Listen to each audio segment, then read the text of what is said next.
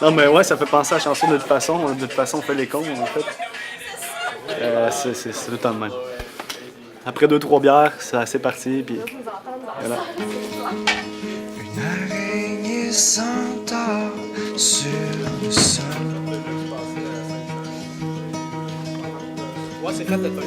Fatigué. Je suis Jean-Michel Pigeon, je vis à Montréal. En fait, je fais de la musique depuis que j'ai peut-être 16-17 ans que j'ai commencé à écrire ma guitare. Puis... Juste un peu plus. Même si à l'époque, je voulais pas... En fait, je voulais être écrivain quand j'étais jeune. Puis à un moment donné, dans la vingtaine, j'ai décidé vraiment de faire juste ça. Puis je fais de la musique pas mal. C'est juste ça que je fais de ma vie. De son dos.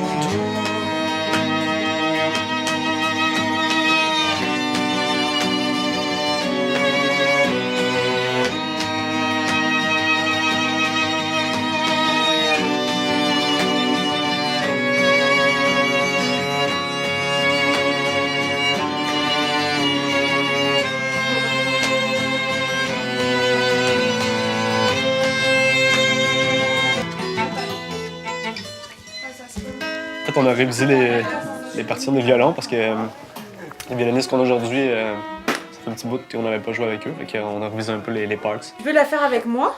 Comme juste pour que je me... Mais avec toi, peut-être?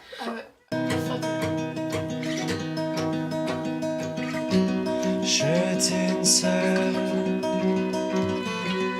tout au fond de la nuit.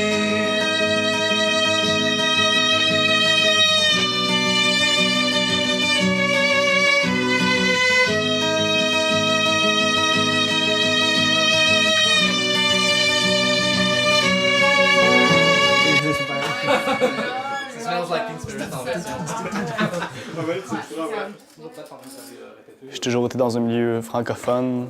Donc, comme je dis souvent, j'écris, je pense et je compose en français. Tout simplement parce que je suis francophone à la souche. En fait, c'est dur de ne pas tomber dans la variété quand on chante en français. C'est dur. C'est une langue qui est aussi belle et qui est aussi difficile à faire passer dans le sens de l'anglais.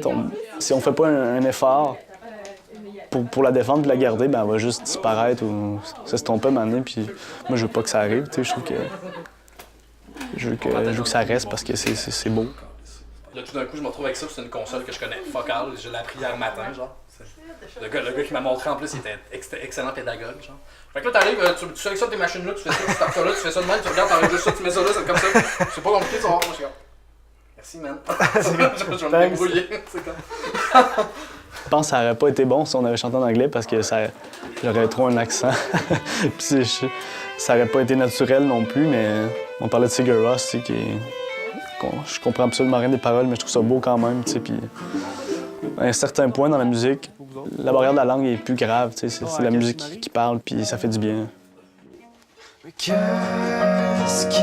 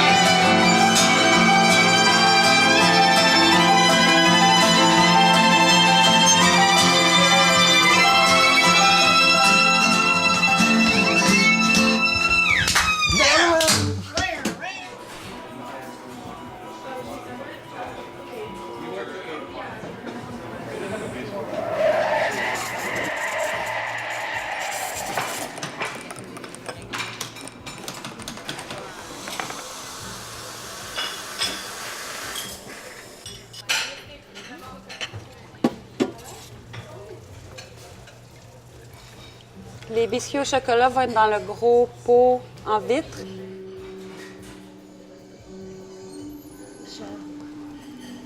Do you want it on whole wheat, pumpernickel, or baguette? And on your salad, you want Dijon, balsamic, or sesame? Je m'appelle Xara Dion. J'habite à Montréal depuis plus de 8 ans. J'ai déménagé ici dans l'espoir de faire de la musique. À la Casa del Popolo, je suis barmaid. Ça m'arrive à l'occasion d'être DJ le soir. Tu voulais acheter des places pour un concert qui va avoir lieu à la Sala Rosa. C'est quoi la date? Le vendredi prochain, là, c'est Electro Swing. Je t'en achète 19. 19?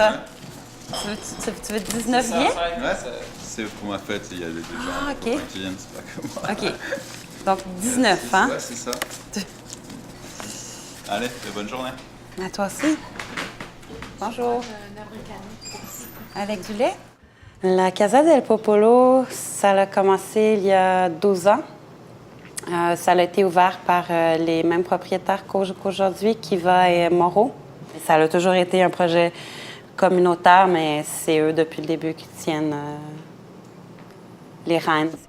Mauro Pizzente, c'est le bassiste de Godspeed You Black Emperor, qui est le groupe phare de Constellation Records.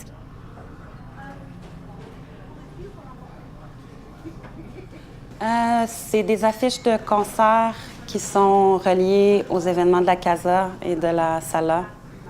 C'est fait par des artistes locaux. Je connais pas tout le monde très bien. Ça, c'est des affiches du collectif Howl. C'est un concert que j'ai fait avec Léopard et moi au début du mois d'octobre à la Sala Rosa. C'est surtout des sérigraphes et des graveurs, mais il y a aussi des dessinateurs, dont Tyler Rowman, Jacinthe Loranger, Dominique Pétrin, Kiva Stimac, Nick Kepfer. Ah, et l'affiche de Les Momies de Palerme, c'était pour un concert cet été qu'on a fait à la Tour Prisme, qui est un espace loft pas très loin de La Brique. L'affiche a été faite par une fille qui s'appelle Tyr, qui est une violoncelliste aussi. Sans l'affichage, sans les magazines indépendants, il n'y aurait pas eu de scène qui aurait arrivé dans le Myland. La Casa a plus que favorisé l'émergence d'une nouvelle scène locale. Je dirais que ça a été l'acteur central pendant longtemps. Les Momies de Palerme ont joué plusieurs fois à la Casa. C'est une place aussi où tout le monde peut avoir sa chance, tout le monde peut avoir sa place. Au niveau des concerts, vu que c'est des concerts gratuits, mais des gens de partout, de tous les milieux qui peuvent aller jouer là.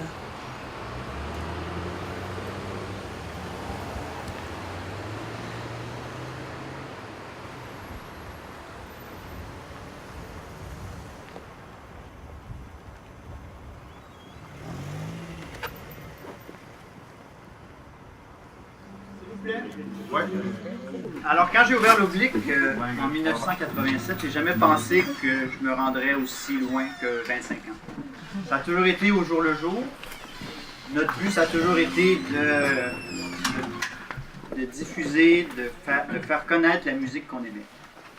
Puis, les artistes qu'on a choisi de jouer, qui ont joué hier, qui vont jouer aujourd'hui, eh bien, c'est souvent des amis, plutôt des clients qui sont devenus des amis. Et Stéphane en est un très bon exemple. Bien avant qu'il forme son groupe, il était, il est toujours un client de l'Oblique. Alors, merci encore d'être ici. Alors, on va écouter Stéphane Lafleur et avec podcast.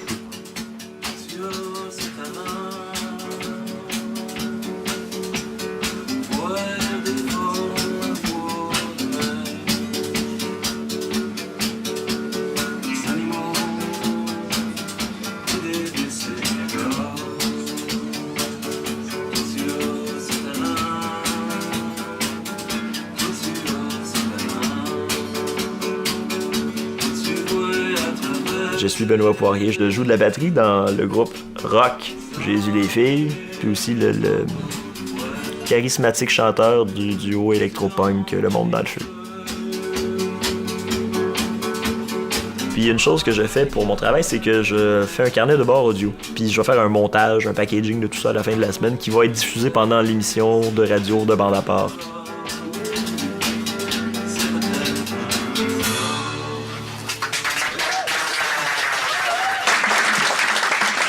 Donc samedi après-midi à l'Oblique, c'est les 25 ans de la boutique de disques.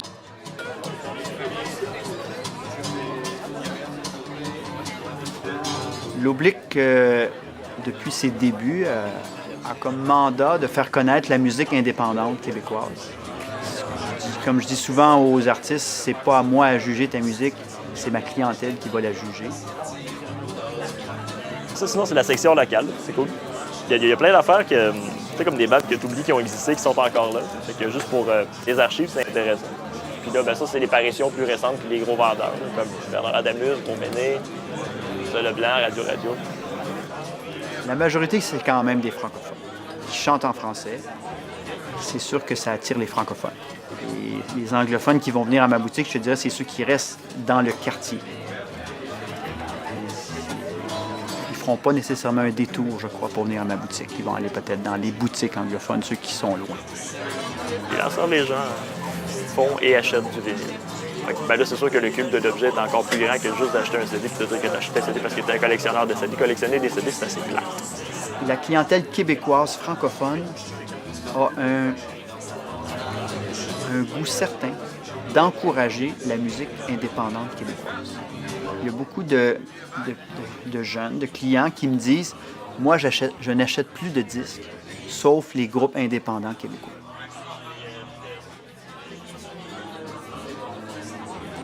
Sinon, ici aussi, c'est des grands fans du label Constellation, le label de Godspeed You Black Emperor.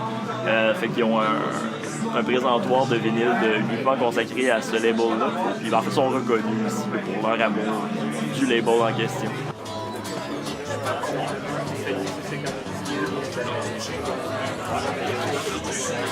Première fois que j'allais dans un in-store, je pense même à Montréal, mais en fait, ou peut-être même de ma vie. Là.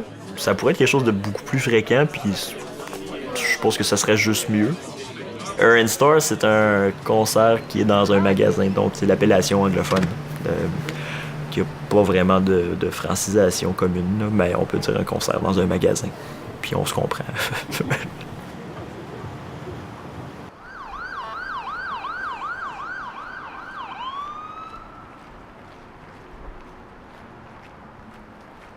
Mes parents écoutaient la radio. Je sais pas. J'ai un cousin qui écoutait du métal. Je pense que ça a été mon premier contact avec la musique, qui était pas vraiment la radio, puis la musique que je trouvais cool à l'époque. Fait qu'à partir de ce moment-là, j'ai dû commencer à m'acheter des cassettes, qui n'était pas une chose qu'on faisait chez moi, parce que je suis l'aîné de ma famille, puis fait qu'il n'y avait pas personne d'autre qu'à part que mon cousin qui s'achetait des cassettes. Fait que j'ai dû comme suivre son exemple, puis m'acheter des cassettes. Puis tranquillement découvrir que je préférais certains genres musicaux à d'autres. Ceci dit, j'écoute encore du métal, mais quand est-ce que ça a flippé en passion, je sais pas. Ça a juste plus à donner de même. Là.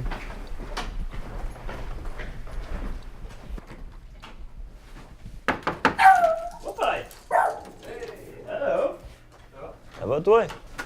Ça va?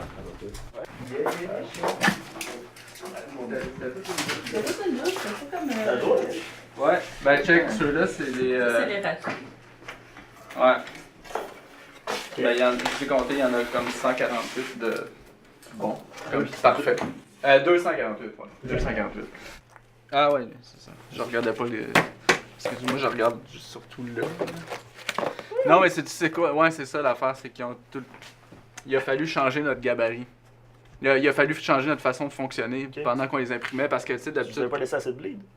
Non, c'était pas une question de bleed, c'était une question... Ouais, ben tu vas voir le bleed, des fois il y en a, des fois il y en a pas. Non, je me suis dit que ça... De toute façon, c'est transparent. Ça paraît-tu qu'il y a des gymnastes, les avez-vous vus? C'est dur à dire que c'est des gymnastes, là. Il y a comme des morceaux de membres, on dirait des morceaux. Ouais, c'est ça, non, c'est ça. Ouais. C'est presque gore. Avec Ponctuation puis Le Monde dans le feu, on fait un lancement de Split Flexi en décembre. Le Flexi, c'est un 7 pouces en acétate, c'est mou. Mais ça joue sur une table tournante. Puis le chanteur de Ponctuation, ça se trouve être le nouveau bassiste de Jésus les filles aussi, parce que c'est mon ami, puis c'est comme ça. Tu sais, on fait de la musique avec ses amis. Fait que lancement bientôt. Jeudi, ici. Lancement jeudi, lancement vendredi à Québec. OK. Puis samedi à Sherbrooke.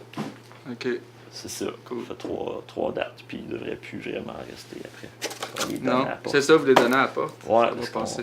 C'est un bon système, ça. Bon système, ouais. Ouais. C'est que s'il y a, mettons, 250 personnes qui voient le show, ouais. That's it, that's all, comme on dit en anglais. C'est plus beau que dans tous mes rêves. Salut! Hey, bye! Bye bye! Merci, Kiki.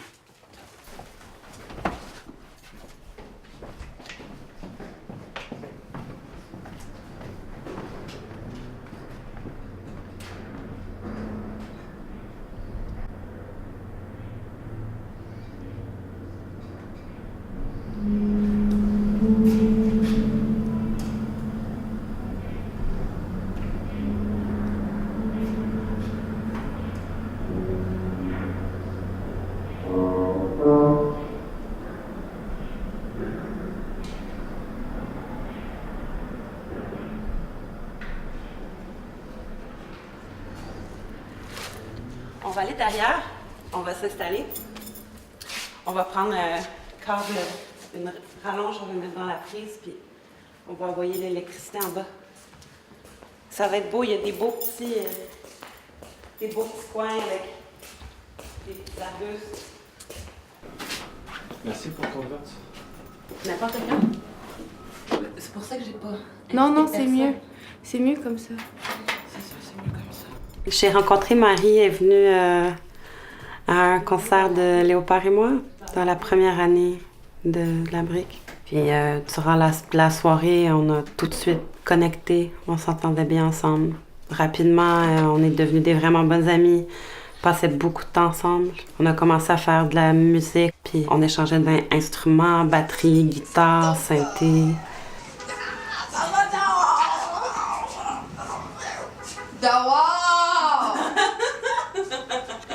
Hello, how are you? Good, how are you? Welcome to the brick. You got your keys? Yeah.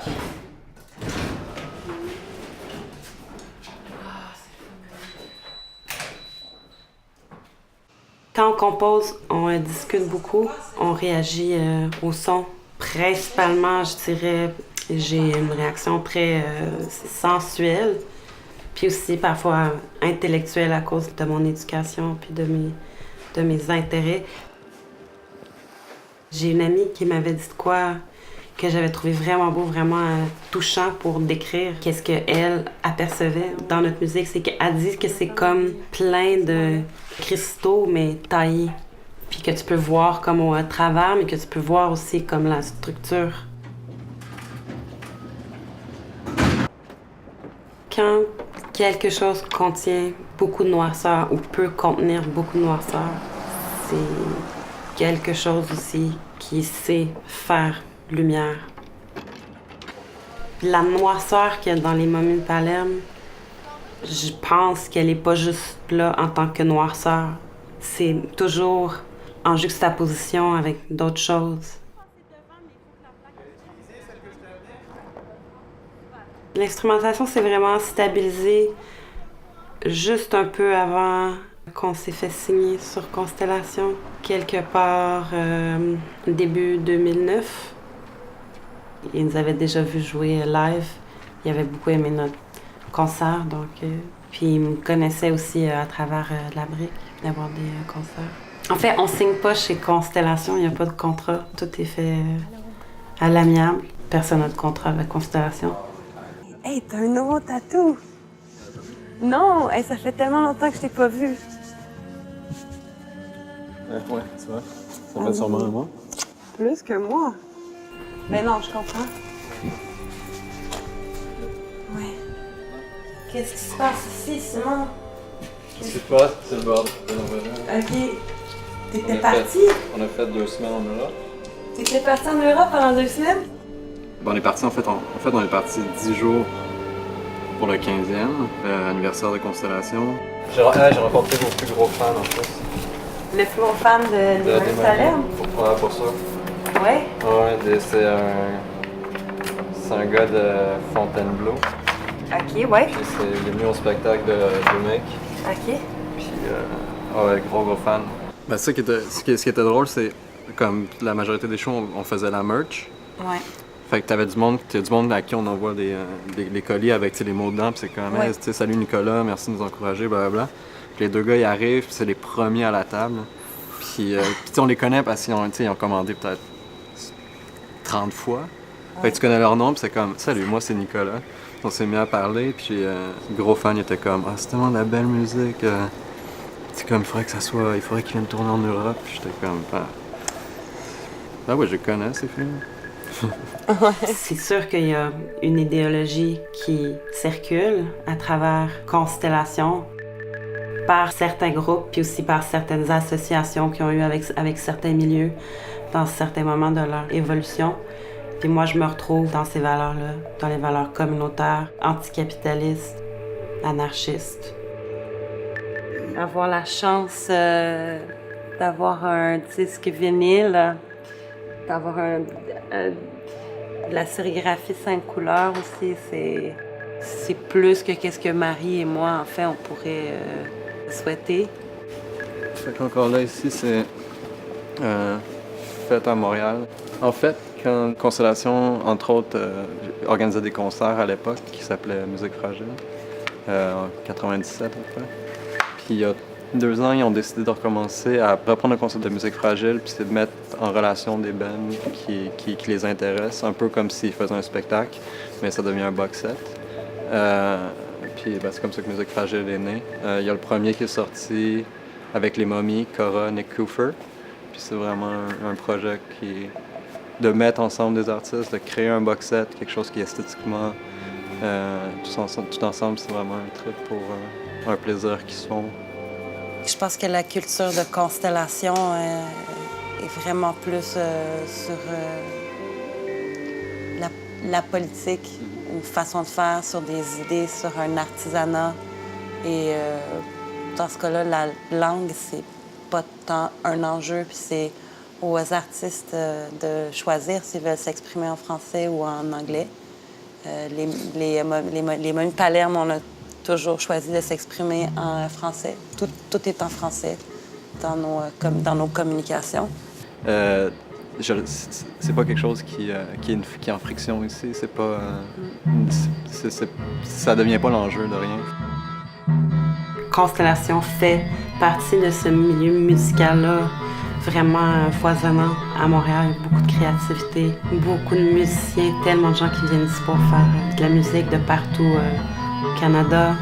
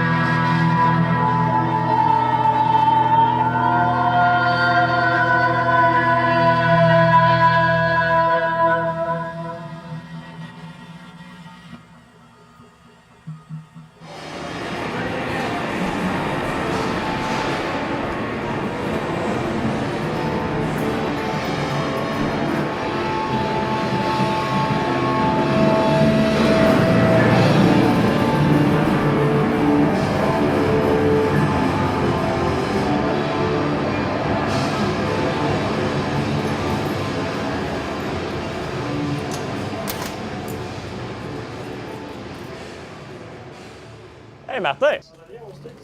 Ben, je sais que oui. Ouais, c'est mélangeant de jouer dans J'ai dû les filles. Martin est assez tyran, ce qui fait qu'il veut pas que je fasse de roulade de drum, il veut pas que je fasse comme de fioriture, il veut toujours que je m'en tienne à la base quand je joue de la batterie. En tant que compositeur de ses propres chansons, il n'a aucune idée des mesures dans lesquelles on se trouve, jamais. Il fait pas la différence entre du 3-4 puis du 4-4, tu sais, puis moi je connais pas le solfège. On a beaucoup de difficultés à communiquer. Puis quand il me dit comme c'est quand on arrive sur cette note-là qu'on change, puis bah. Fait que ça prend du temps à monter des tunes. Puis on est le corps du band, fait que c'est ça. Juste de la blonde, tu sais.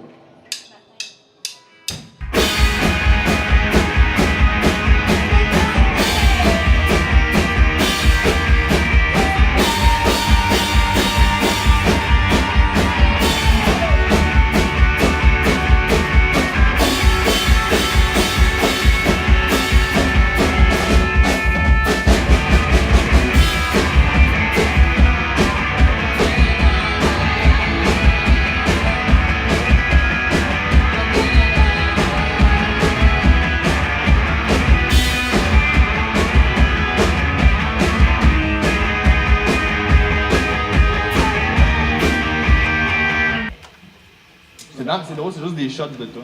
Dans le fond, ça me dérange pas, mais tu sais, je veux pas gosser comme 100 fois, c'est la même affaire. Je serais peut-être Elena, par exemple. Comme ici, justement, notre local, nous, c'est assez intéressant pour l'histoire parce qu'il y a eu Malajube puis avec Podcast qui ont déjà aimé ici, mais ils ont des collants qui sont un peu partout dans le local. C'est ça, ben nous autres, on est ici, ça fait 3 ans. Ça fait 3 ans. C'est cool. Il y a une mezzanine.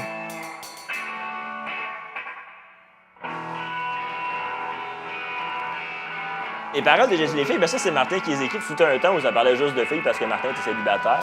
Maintenant, ça parle de choses en particulier parce que Martin a trouvé l'âme sœur. Fait qu'il y a comme son besoin spirituel de recherche d'âme sœur a été comblé. Fait que maintenant, il est rendu à sa quête du matériel. T'acceptes le fait que le monde change, la vie des gens dans le band change, puis faut dealer avec ça. Puis c'est ça qui fait que t'es un band qui va continuer, si t'es capable de dealer avec ça, justement. Faut pas que tu te dises tout le temps, il faut faire comme on faisait avant. T'sais, parce qu'il y a pas d'avant, c'est comme qu'est-ce qu'on peut faire maintenant. T'sais. Avant de le fun. C'est pas des tunes faites, là, c'est juste des rough tunes. Nous autres, on chante en français, puis tu sais, c'est pour être élitiste envers les gens qui chantent en anglais puis qui sont francophones.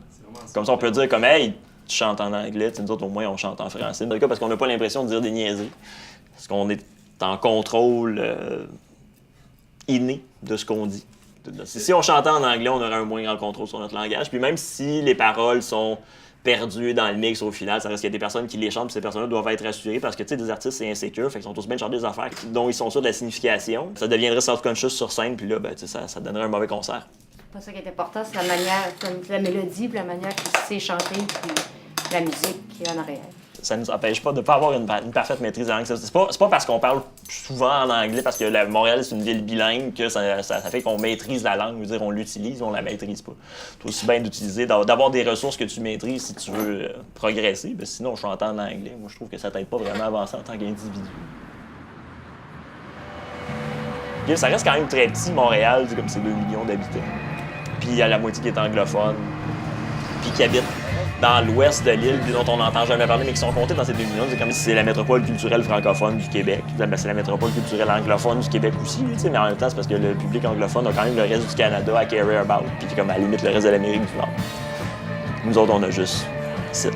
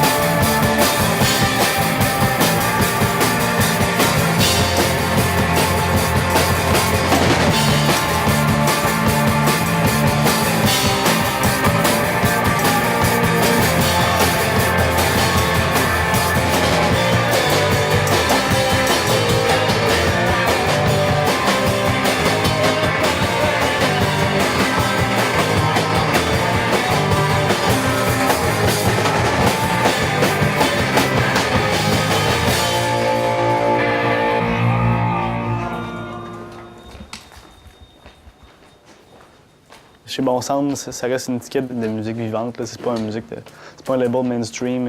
Il n'y a pas de Star Academy là-bas. Fait que, non, ça nous a pas fait perdre notre indépendance. Ça nous a plutôt aidé à évoluer puis à grandir là-dedans, faire des shows, puis de se faire connaître, puis des choses qu'on peut pas faire de façon indépendante d'un bout à l'autre. Suivre le petit lapin. On est encore obligé de jongler entre nos emplois, notre travail, puis le band. On n'est pas encore temps plein là-dedans. Plus tu fais de spectacles, plus ça fait des revenus, plus tu vends des albums. C'est un peu un tout. Là, plus tu peux placer des chansons dans des pubs, des choses comme ça. Fait que c'est sûr que de se faire connaître avec un label, ça peut aider à faire plus d'argent, c'est sûr.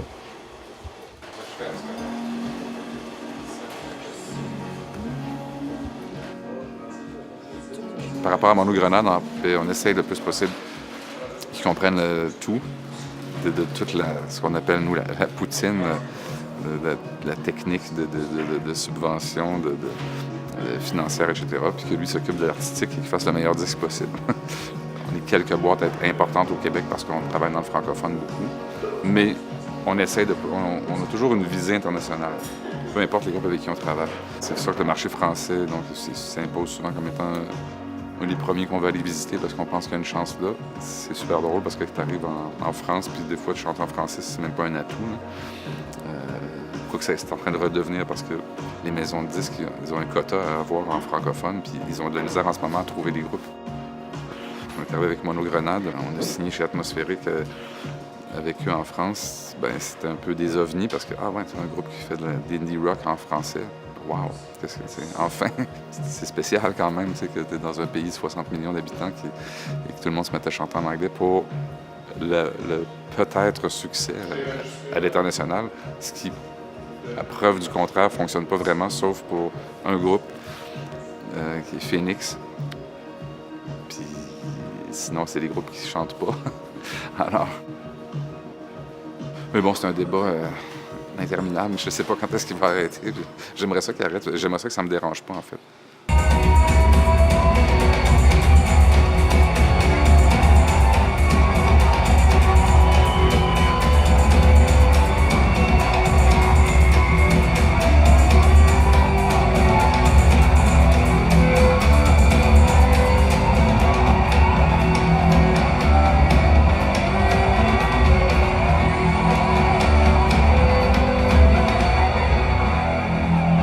Quand mettons, on fait juste jammer pour jammer, là, juste OK, on fait n'importe quoi, ça finit toujours super dark. Là. Mais naturellement, on est tous mélancoliques, si on veut. Ben, ça arrive souvent que on vient prendre une marche ici, puis c'est une forêt qui est juste à côté du studio, qui est peut-être à 300 mètres. Et, si on continue juste ici, c'est la réserve indienne qui commence. Donc, on est vraiment juste à la limite. C'est vraiment une réserve amérindienne, fait que c'est comme un peu un ghetto, là, ils sont juste entre eux, puis il y a eu des problèmes dans le passé, puis il y a toujours une espèce de tension, là, on est quand même dans la réserve à eux, puis ça se sent. Mais c'est vraiment le fun pour... on le sent pareil, juste à la maison, on le sent que c'est campagne, puis c'est tranquille, puis ça fait vraiment une différence.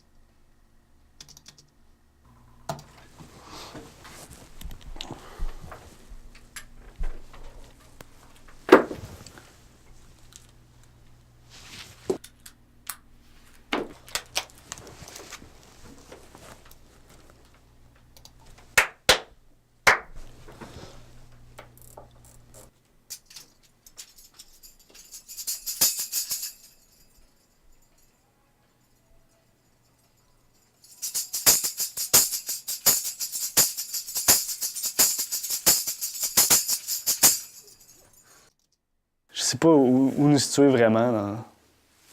Ce qui est drôle, c'est que les gens nous perçoivent souvent différemment. T'sais. S'il y a quelque chose qui nous caractérise, c'est justement qu'on fait pas un style. On fait pas juste du rock ou du folk ou de l'électro. On mélange tout ça. D'où un peu le nom, le monogrenade. La grenade, c'est le fruit, la pomme grenade. Puis notre EP, la saveur des fruits, mélange de plein de choses.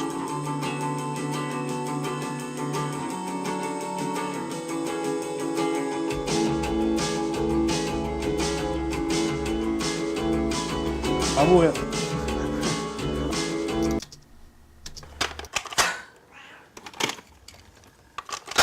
Ça, c'est une cassette ici.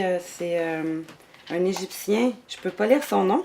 Je sais pas c'est en quelle année non plus. Mais qu'est-ce que j'aime de sa musique, surtout de cette première pièce-là, c'est qu'il fait usage de synthèse analogue. Puis c'est quand même plutôt rare quand c'est pas dans le contexte comme d'un orchestre. C'est comme plutôt unique cette pièce-là sur cette cassette-là. Ça valait la peine.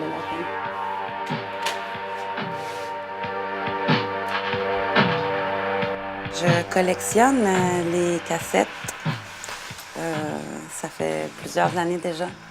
Je collectionne les cassettes du monde, surtout. J'ai aussi des cassettes de musique locale. J'achète beaucoup de musique locale aussi. Mais c'est plus dans la musique du monde que j'aime faire une recherche approfondie. Même, je dirais comme, j'ai un certain côté comme encyclopédique. Je vais même acheter des trucs que je sais que ça sera pas le meilleur truc, mais au moins je vais avoir comme passé par-dessus, puis je vais avoir appris plus de choses sur une certaine pratique, une certaine culture. Ben, c'est parce que je veux en savoir plus long sur comment ces gens-là pensent, comment ils vivent, comment ils célèbrent, comment ils vivent le deuil, comment ils aiment. C'est plutôt difficile de faire du DJ avec les cassettes, mais j'y tiens parce qu'il y a certaines choses sur les cassettes qui sont rares, que je peux pas trouver ailleurs. Et c'est aussi que j'aime ça, l'idée d'utiliser un médium différent. Quand je suis DJ à la Casa del Popolo, je fais seulement tourner de la musique du monde. Parce que je considère qu'il y a assez de gens déjà qui font tourner de la musique rock, de la musique expérimentale, ambiante, électronique aussi. Donc, je sais pas. Je sens que j'ai comme un mandat de faire jouer autre chose. Il faut faire quand même attention. Il faut pas que ça soit trop aride. Sinon, les gens, ils se plaignent, hein, puis là, c'est désagréable pour tout le monde.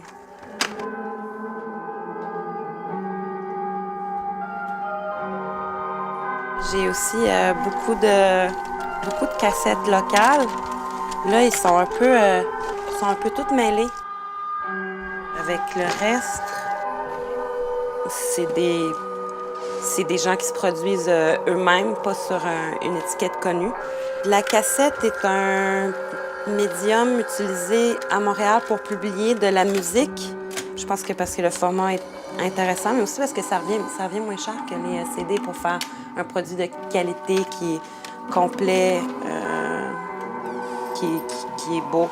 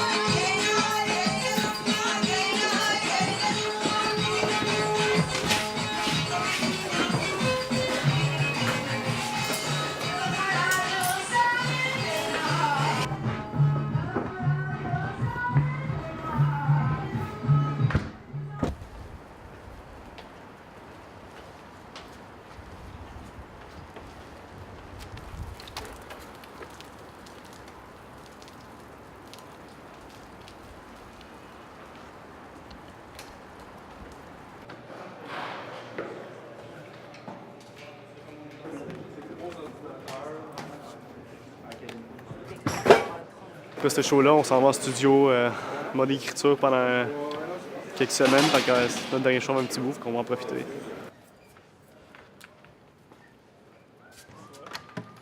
On est super content de ce qui s'est passé avec le premier album.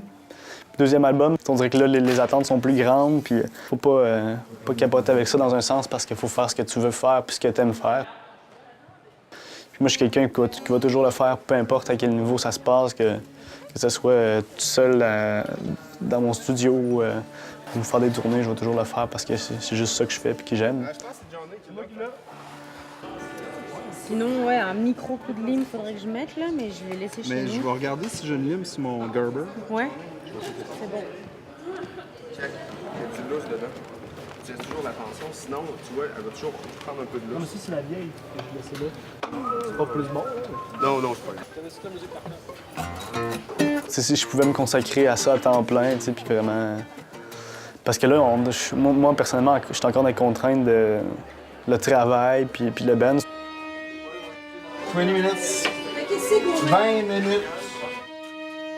Mais tu sais, souvent, c'est ça la grosse problématique, c'est que tu peux pas te trouver un emploi stable. Il faut peut-être du temps pour Monogrenade, puis travailler sur d'autres projets, puis de faire plein d'autres trucs ici. Hey, si on fait de toute façon à soir, on la fait comment? On la fait pas? On la fait pas, c'est ça. Bon, je l'écrirai pas là-dessus. Si on fait de toute façon, on la fait pas, c'est ça. C'est ça. Si on la fait, on la fait pas. C'est qui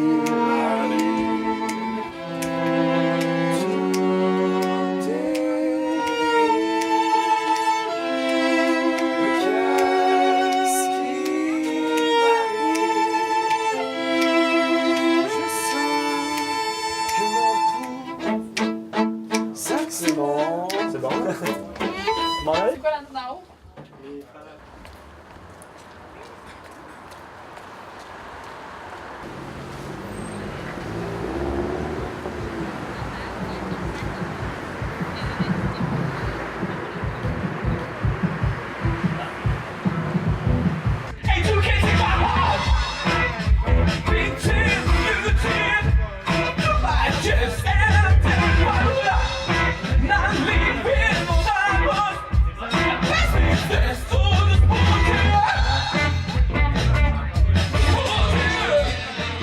M'enregistre, ouais? Ouais.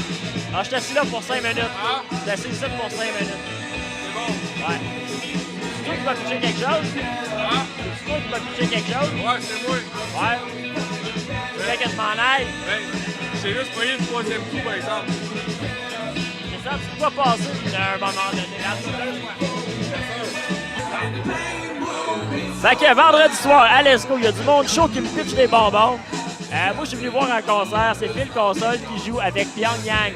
Fait que là, c'est une belle veillée. Ça, c'est cool. Puis il y a des gens d'apparence réservés qui me pitchent des bonbons. C'est quoi la style d'affaires, tu sais? Moi, j'ai rien fait à ce gars-là. Il me pitchait des bonbons. Il avait peur que je fouille dans son compte. J'ai rien fait! Pyongyang qui est en train de jouer de rap, là, c'est un band de post-punk dansant à la Delta 5. Là, je viens de revérifier un montage que j'ai fait, que je vais aussi mettre en ligne sur le site web de Bande à part. Comme ça, les gens qui ne veulent pas réécouter l'émission en entier pourront écouter seulement l'entrevue que j'ai faite.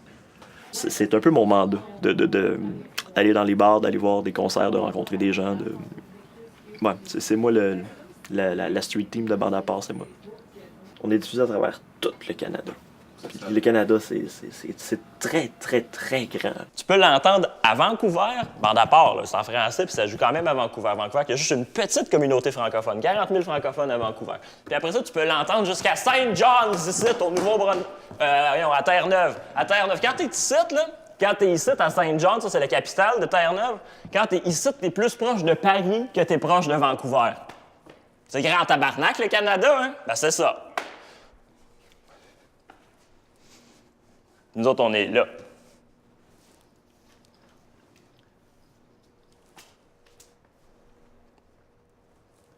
Peut-être là.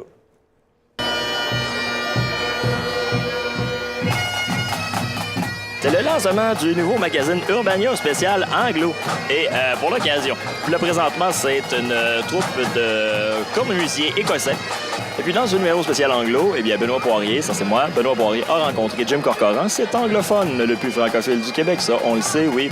Mais c'est ce qu'on apprend, c'est que Jim Corcoran, vit en français et puis est tanné d'être brandi comme un simple flambeau francophile. Donc voilà, le numéro est en kiosque. Maintenant. Chez Urbania, on aime beaucoup plonger dans différents tabous, que ce soit les escrocs, les lesbiennes, les gros. Le plus gros tabou au Québec, le sujet d'envergure, c'était vraiment les anglophones.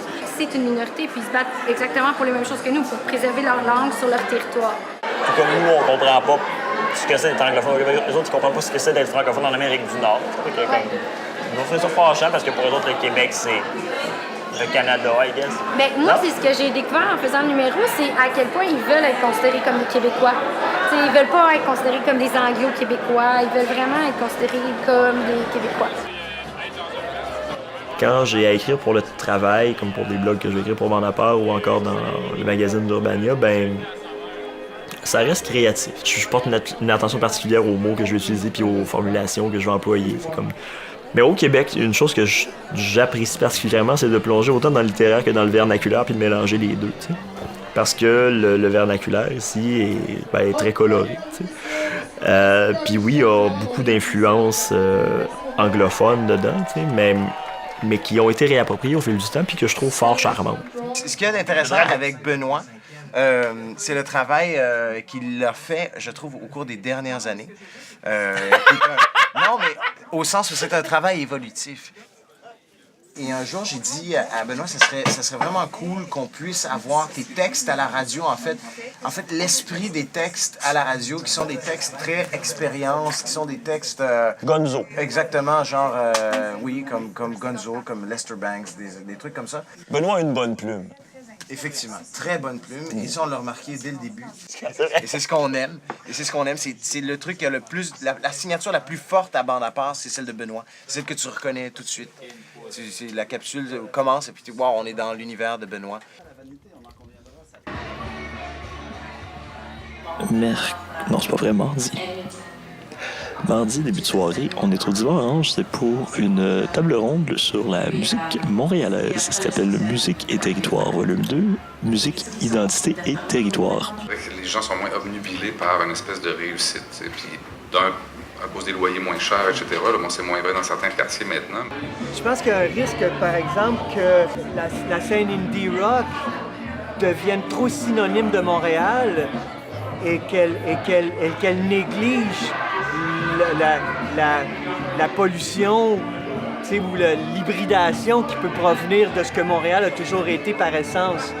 Donc, il est important, je pense, que les nouveaux artistes qui viennent s'établir à Montréal cessent peut-être de tous s'établir dans le même quartier. S'ils sont 75 nouveaux bands hipsters dans Myland, éventuellement, ils vont se cannibaliser les uns les autres. Ils s'apercevront bien que c'est foutu et que c'est plus ça Montréal. C'est pas ça Montréal. Mais c'est le risque.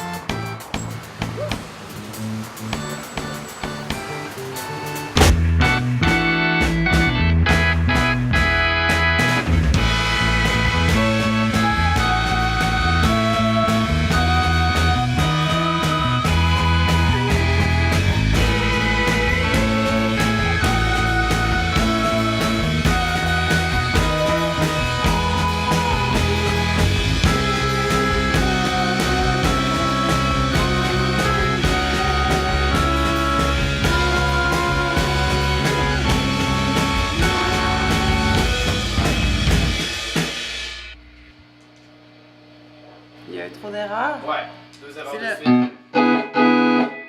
T'as fait cette erreur-là, puis après, on était supposé rester semblé sur le... C'est mi majeur sur une basse de ré. Mi majeur. C'est le contraire! Basse de mi, accord de ré,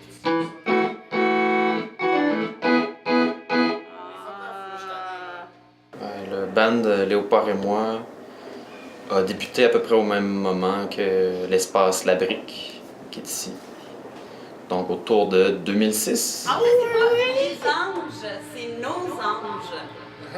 Non, on a vu les anges, mais le nom de la tune c'est nos anges parce que c'est nous qui les avons vus. Ah, ok, nous qui les avons. Donc on est pas seul.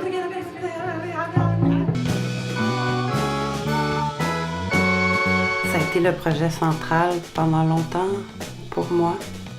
Tout ce que je faisais, ça tournait autour de Léopard et moi. Quand je faisais de la vidéo ou des textes ou des poèmes. Et Léopard et moi tournaient autour de la brique. Il y avait une espèce d'effervescence puis une espèce de rassemblement autour de notre groupe. Et tout ça aussi, c'est toujours placé un peu sous le signe de l'humour. Il y a beaucoup d'humour dans Léopard et moi.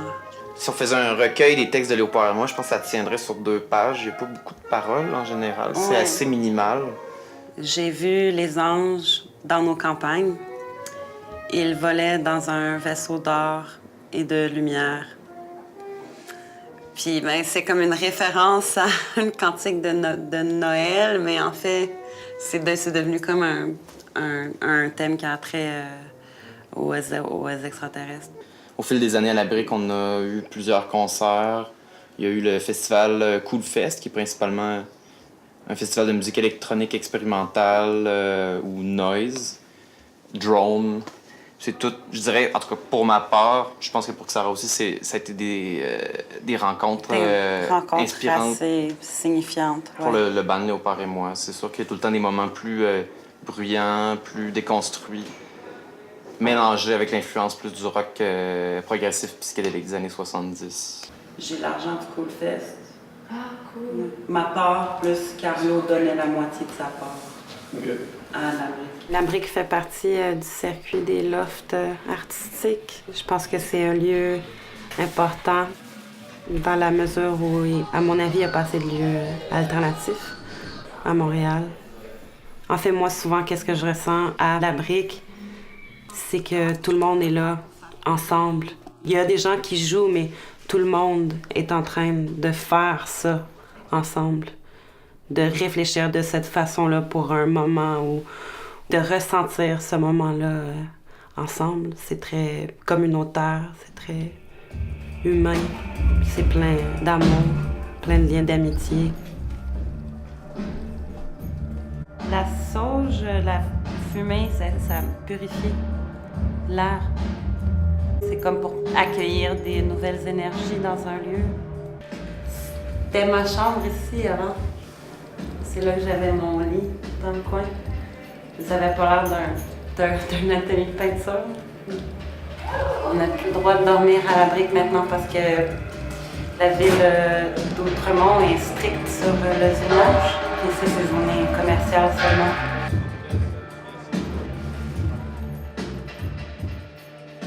À la brique, on a acquis une certaine autonomie au fil des années de vouloir avoir plusieurs lieux et moyens de production et de création. Puis c'est en mettant nos ressources en commun aussi que c'est possible parce qu'en tant qu'individu, ça serait des tâches ou des coûts qui seraient impossibles à accomplir. Il y a déjà plusieurs projets qui se sont faits cette année ici. Il y a eu entre autres It's Wolf, Panopticon Eyelids, Dirty Peaches, SFA, le projet solo de Marie Davidson et également mon projet solo. À l'époque, la brique, c'était une maison et aussi un lieu de création, un lieu de production artistique. Ça fait déjà 3 ans que la brique lentement se professionnalise et présentement, on est dans une 2e phase où il y a un conseil administratif qui est en place qui essaie de vraiment amener plus de financement et des nouveaux membres et des nouveaux projets, des nouvelles relations d'affaires pour le projet de la brique. Du coup, la brique est un peu en crise en ce moment puisque le loyer a presque doublé. Donc du coup, on n'a pas le choix, c'est Dans un espace qui se gentrifie à vue d'œil, en fait. Puisque le nerf de la guerre, c'est l'argent, la question fondamentale, c'est de se mobiliser, en fait, comme collectivité pour disposer d'un espace de liberté. C'est ça la brique.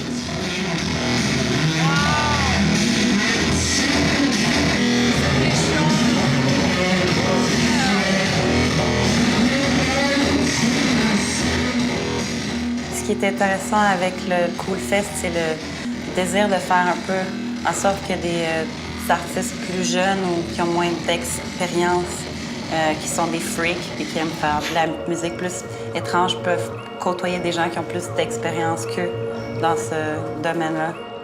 Puis ce moment-là, ben ça arrive pas dans beaucoup de places. Pour un jeune musicien, puis un musicien qui justement se perçoit lui-même, ou l'image que la société lui envoie, c'est celle d'un freak. Ben la brique est là pour lui, tu sais. La brique va te permettre de faire pas mal ce que tu veux, comment tu le veux.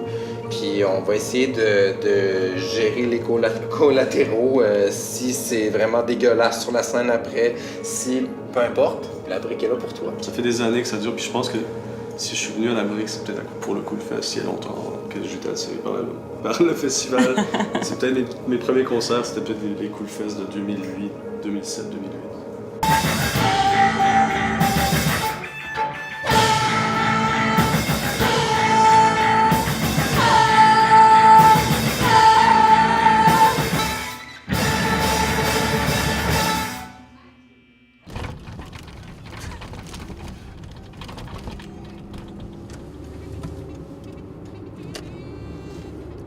Ce soir, c'est un concert du Monde dans le feu puis de ponctuation au Quai des Brumes. C'est le lancement de notre split Flexi.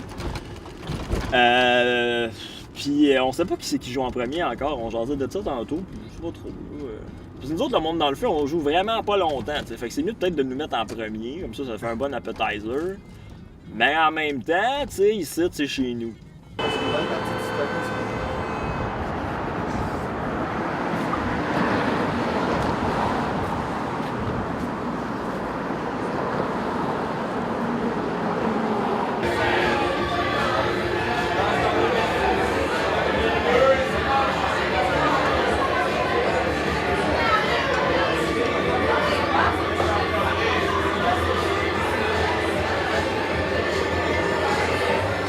Ouais, finalement, c'est eux autres qui vont commencer. On a arrêté de s'ostiner en canadien, puis ils commencent. Parce que demain, ils vont pas commencer. Ah, peut-être à la sortie, c'est mieux. Tu penses de ça pour la sortie? Comment? Donner une flexi à la sortie. Ouais, non, moi, je vais donner à l'entrée. Parce que ça, le monde est comme pogné avec, elle traîne de la veiller. Je vais dire qu'ils ont un sac à main. Ça se plie, man. Genre, les amateurs de jazz en Allemagne nazie, ils se rentraient ça dans les manches, genre, pour aller dans les soirées, whatever, puis ils se passaient là, ils check, écoutent ça, puis ils se le passaient. Ah ouais? On va bien jouer après. Je sais pas.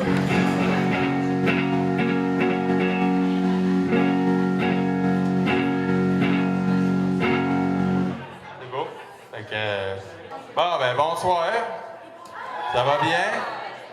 C'est le lancement de notre super flexi avec le monde dans le feu. On est bien contents. Il y en a qui ne savent pas c'est quoi un flexi. Ben, en gros, c'est un vinyle, mais il est flexible.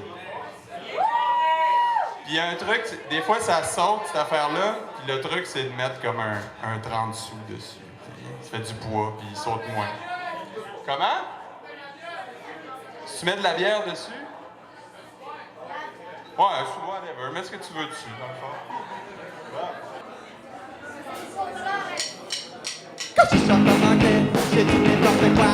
T'as dit mais tu ne comprends pas. Quand je chante en français, oh, je ne sais pas pourquoi. Tu ne me donnes plus quand tu comprends ma voix. Je me fous de quelle langue tu me parles. Je me fous de quelle langue tu me parles. Oh, embrasse-moi. Quand je parle en anglais, je le fais pour toi. Toi tu es le sommet, tu ne comprends pas. Oh, quand je chante en français, oh, je ne sais pas pourquoi. Tu ne me donnes plus quand tu comprends ma voix. Oh, je ne fous de quelle langue oh, tu me parles. Je me fous de quelle langue oh, tu me parles. Oh, embrasse-moi.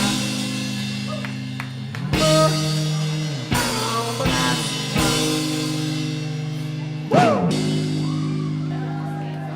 Là-dessus, Maxime, tu nous fais sur play. Ben, en train de réaliser quand tout à coup ça a sonné. Je décroche le téléphone. C'est qui?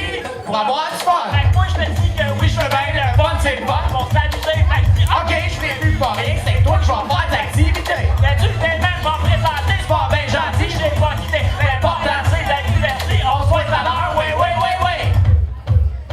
Oui.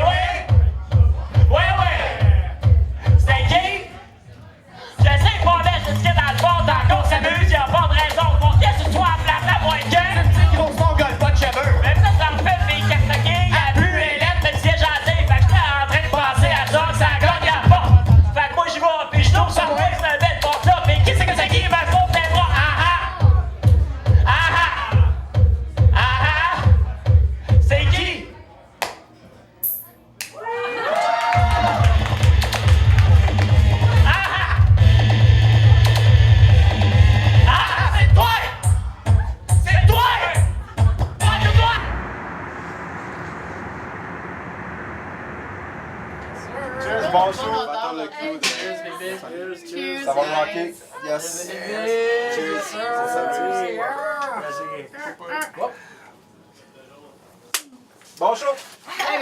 Shot de médicaments.